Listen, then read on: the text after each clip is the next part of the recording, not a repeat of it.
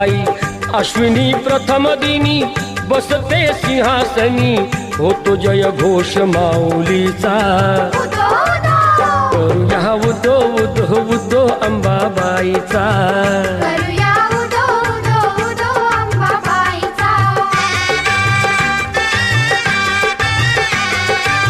तेथुनी जरा दुरी स्वामीजी गगनगिरी, अंश तो परमेश्वरी भक्ती दत्ताची खरी।